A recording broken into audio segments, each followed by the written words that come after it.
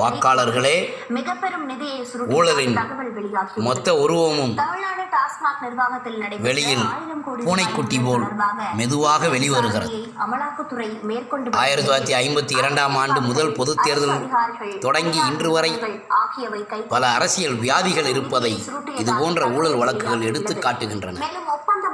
உச்ச நீதிமன்றமே, உயர் நீதிமன்றங்களே, ஜனநாயக நாடாளுமன்றமே, அதிகாரமிக்க அமைப்புகளை சாதாரண மனிதன் திருடினால் ஒரு மாதத்தில் தீர்ப்பு வழங்குகின்ற நீதிமன்றங்கள் கோடிக்கணக்கில் ஊழல் செய்யும், பல்லாயிரக்கணக்கில் ஊழல் செய்யும் இவர்களுக்கு 10 ஆண்டுகள் கழித்து தீர்ப்பா? விரைவில் தீர்ப்பு வழங்குவதற்கு காலக்கெடு உச்ச நீதிமன்றம் நிர்ணயிக்குமா? அரசமைப்பு சட்டம் என்ன சொல்கிறது?